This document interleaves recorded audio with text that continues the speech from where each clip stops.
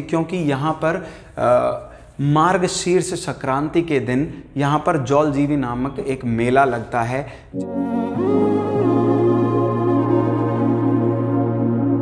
Hello friends, welcome है आपका हमारे यूट्यूब चैनल पीआर के एडवलाइटमेंट में। मेरा नाम है सलमान और मैं पीआर के स्टडी पॉइंट में एक सीनियर फैकल्टी हूँ।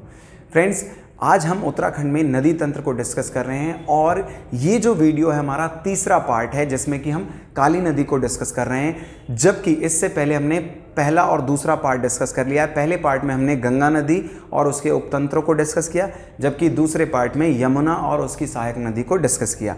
तो आज का ये पार्ट जो है तीसरा पार्ट, इसमें हम काली नदी को डिस्कस करेंगे। तो चलिए शुरू करते हैं इस वीडियो को। तो फ्रेंड्स, काली नदी का जो उद्गम होता है वो भारत, चीन और नेपाल के त्रिकोण बिंदु काला पानी नामक क्षेत्र से होता है। फ्रेंड्स, इस काला पानी नामक क्षेत्र के समीप ही लिपुलेख दर्रा स्थित है और ये जो लिपुलेख दर्रा है यहीं से प्रसिद्ध कैलाश मानसरोवर की यात्रा के लिए मार्ग प्रदान किया जाता है। फ्रेंड्स, ये जो क्षेत्र है काला पानी क्षेत्र 1962 की जो इंडिया चाइना वॉर थी उसके बाद से ही ये भारत और नेपाल के बीच डिस्प्यूटेड है या विवादित क्षेत्र है। ये विवाद है क्यों?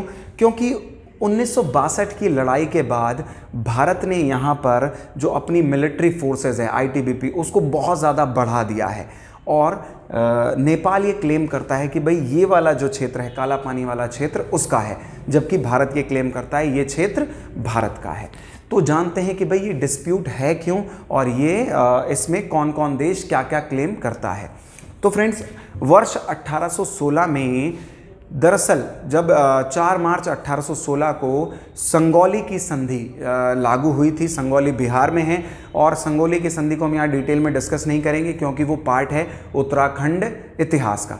तो संगौली की संधि में एक प्रमुख बिंदु सामने आया, वो ये था कि भाई काली नदी यानी ये जो हमारी शारदा या महाकाली नदी है, इससे जो पश्चिम का हिस्सा है वो रहेगा नेपाल का और जबकि इसके जो पूर्व का हिस्सा है वो रहेगा भारत का। तो उस समय जो ब्रिटिश मानचित्रकार थे उन्होंने काली नदी का जो उद्गम है वो बहुत सारे मानचित्रकारों ने अलग अलग दर्शाया। ऐसा क्यों? क्योंकि उस समय जो था वो जो क्षेत्र था वो उतना एक्सेसिबल नहीं था, यानी वहाँ जाया नहीं जा सकता था। तो दुर्गम क्षेत्र होने के कारण मानचित्रकारों ने अलग अलग उसका चित्र प्रस्तुत किया और उसी के बाद से ये जो एरिया है वो डिस्प्यूटेड है। और उस डिस्प्यूटेड में देखिए क्लेम क्या क्या करते हैं। जैसे अगर हम भारत की बात करें तो भारत क्या क्लेम करता है, तो देखिए ये जो है लिपुलेख या काला पानी वाले क्षेत्र को मैंने यहाँ बड़ा करके बनाया है। इसमें हम देखते हैं ये लिपुलेख दर्रा है जो कि ट्राई जंक्शन बॉर्डर पर है चाइना, नेपाल और भारत के। इसके बाद ये जो क्षेत्र है ये जैक्सर श्रेणी है, जैक्सर पर्वत श्रेणी। इसकी पूर्वी ढाल पर स्थित जो ग्लेशियर है यहाँ से निकलती है कुछ छोटी छोटी जलधाराएं जो कि बाद में यहाँ से मुख्य काली नदी बनती है। इसके बाद अब हम मानते हैं कि सबसे पहले भारत क्या कहता है, जो भारत की जो प्रमुख सीमा है वो रिज लाइन पर बनी हुई है। रिज लाइन कैसे कहते हैं? रिज लाइन जैसे हमने कहा भाई ये एक पर्वत है ये एक दूसरा, तो इस तरह से यानी ये वाला हिस्सा इंडिया का हो गया और ये वाला हिस्सा नेपाल का हो गया या चाइना का हो गया। तो भारत कहता है कि उसकी जो प्राकृतिक सीमा है वो रिज लाइन पर बनी हुई है, यानी पर्वतों की कटक पर बनी हुई है, रिज लाइन पर बनी हुई है। तो यहाँ से यहाँ तक ये पूरा का पूरा ये रिज लाइन वाला हिस्सा है और ये यहाँ तक। तो भारत क्लेम करता है कि भाई ये पूरा हिस्सा भारत का है। और दूसरी बात कि भाई संगौली की संधि के अंतर्गत कहा गया था कि काली नदी के पश्चिम वाला हिस्सा होता है नेपाल का। तो भारत मानता है कि भाई मुख्य काली नदी यहाँ से शुरू होती है, तो इसके बाद जो पश्चिम का हिस्सा है ये नेपाल का है। और नेपाल क्या क्लेम करता है? नेपाल कहता है कि भाई काली नदी का जो उद्गम स्थल है वो यही काला पानी क्षेत्र है और यहीं से मुख्य नदी को मानता है वो, और उसके बाद यहाँ से पश्चिम का एरिया नेपाल का है। तो फ्रेंड्स, ये था नेपाल और भारत के बीच जो डिस्प्यूटेड है काला पानी क्षेत्र को लेकर। हम आशा करते हैं कि भाई दोनों देशों के बीच ये जो डिस्प्यूट है, ये जो विवाद है, ये जल्दी ख़त्म हो जाएगा। तो अब हम शुरू करेंगे अपनी नदी के बारे में।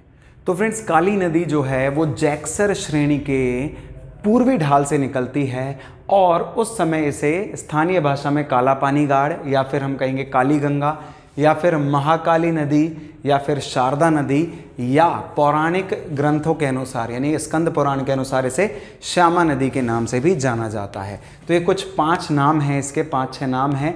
ठीक, इसके बाद जब जैक्सर श्रेणी के पूर्वी ढाल से काली नदी निकलती है, उसके बाद सबसे जो पहली सहायक नदी है वो जैक्सर श्रेणी के पश्चिमी ढाल से निकलने वाली कुठियांगटी नदी है। कुठियांगटी नदी गुंजी, पिथौरागढ़ के गुंजी नामक स्थान पर इसमें राइट साइड से मिल जाती है, यानी दाईं ओर से मिलती है। इसकी कुछ प्रमुख सहायक नदी हैं कुठियांगटी की, जिसको हम कहते हैं थुमका, निकुट और संगचुमना। इसके बाद आगे बढ़ने पर तवा घाट में, पिथौरागढ़ के तवा घाट में पूर्वी धौली गंगा का संगम होता है काली नदी में। फ्रेंड्स, ये जो पूर्वी धौली गंगा है यह जो गोवानखना हिमनद से 2 धाराओं के रूप में निकलती है। सबसे पहली इसकी जो है दारमा नदी और दूसरी है लिस्सर नदी। फ्रेंड्स, जो लिस्सर नदी है ये दारमा से लगभग 2 गुना ज़्यादा बड़ी है और इन दोनों का संगम होता है छोटा कैलाश, पिथौरागढ़ में है। छोटा कैलाश के समीप तेजांग नामक स्थान है, तो वो छोटा कैलाश से ही प्रसिद्ध है। छोटा कैलाश से इन दोनों नदियों को दरअसल पूर्वी धौली गंगा के नाम से जाना जाता है और पूर्वी धौली गंगा राइट साइड से आकर के तवा घाट, पिथौरागढ़ के तवा घाट में काली नदी में मिल जाती है। पूर्वी धौली गंगा की कुछ प्रमुख सहायक नदियां हैं जो कि हैं नांदारमा, सेलायांगटी और कंचोतिच। ठीक है फ्रेंड, ये कंचोतिच नदी है जो कि पूर्वी धौली गंगा की प्रमुख सहायक नदी है। इसके बाद आगे बढ़ने पर पिथौरागढ़ के जौलजीवी नामक स्थान पर गोरी गंगा संगम बनाती है काली गंगा से, और गोरी गंगा जो है वो मिलम ग्लेशियर से निकलती है और ये भी 2 शाखाओं के रूप में निकलती है। एक को कहते हैं गोरी गंगा और दूसरी को कहते हैं शुनकल्पा या रालमा नदी। फ्रेंड्स, ये दोनों जो हैं गोरी गंगा के नाम से आगे बढ़ते हुए जौलजीवी नामक स्थान पर ये संगम बनाती हैं।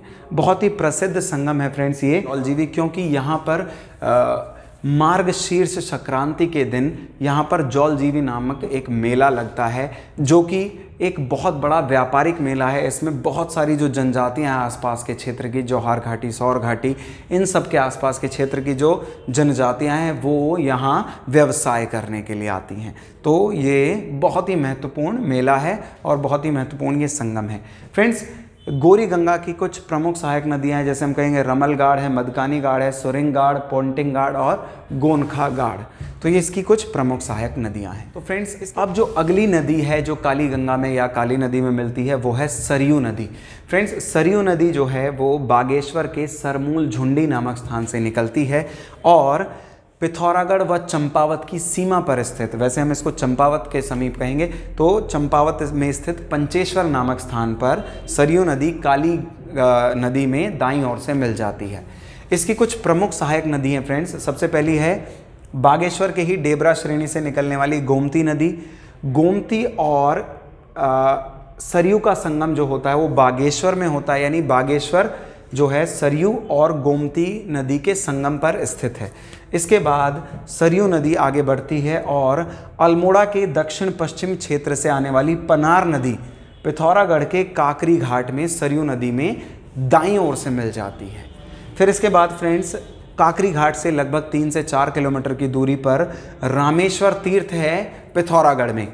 यहाँ पर नामिक ग्लेशियर से निकलने वाली पूर्वी रामगंगा लेफ्ट साइड से यानी बाईं ओर से सरयू नदी में मिल जाती है। फ्रेंड्स, ये जो है पूर्वी रामगंगा सरयू नदी की सबसे बड़ी सहायक नदी है। इसके बाद पंचेश्वर में सरयू नदी काली नदी में मिल जाती है।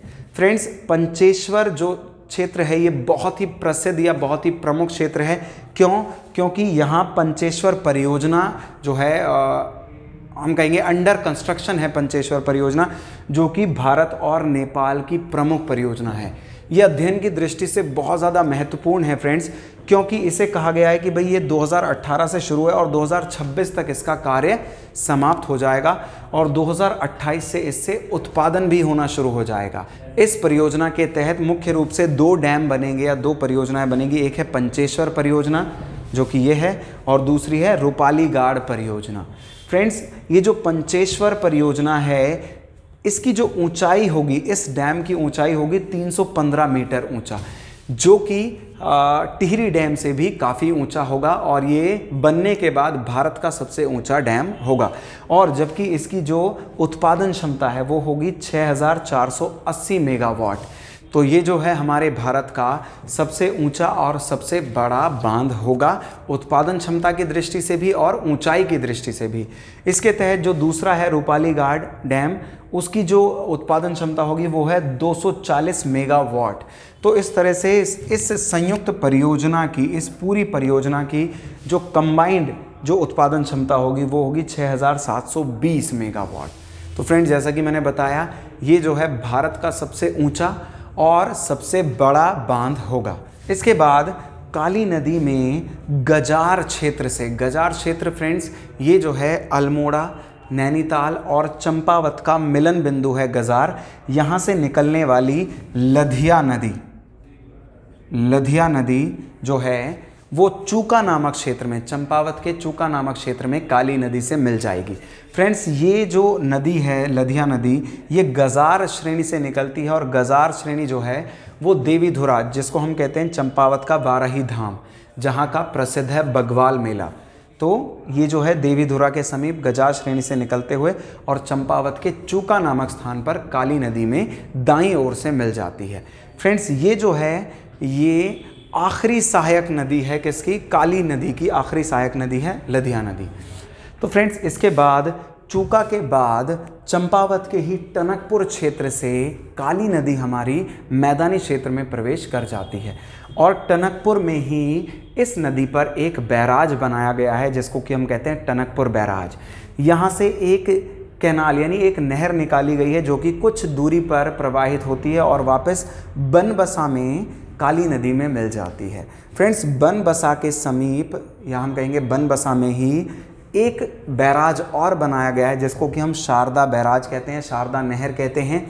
इस बैराज से दरअसल दो नहरों को निकाला गया है। एक नहर जो है वो नेपाल की तरफ चली जाती है, दूसरी नहर जो है वो उधम सिंह नगर की तरफ चली जाती है जिसको हम शारदा नहर कहते हैं, जिसका निर्माण 1928 में किया गया था।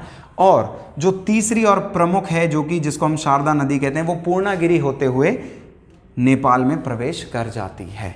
फ्रेंड्स, ये जो दो बैराज हैं और दूसरी जो पंचेश्वर परियोजना है जो कि महाकाली नदी पर या काली नदी पर भारत और नेपाल की संयुक्त परियोजना है, ये महाकाली संधि के अंतर्गत निर्मित की गई हैं जो कि हुई थी 1996 में और इसको लागू किया गया जून 1997 में। तो फ्रेंड्स, ये था काली नदी के बारे में विस्तृत अध्ययन। फ्रेंड्स, अगर आपको हमारा पढ़ाया हुआ अच्छा लगता है तो हमें लाइक, शेयर और सब्सक्राइब करें।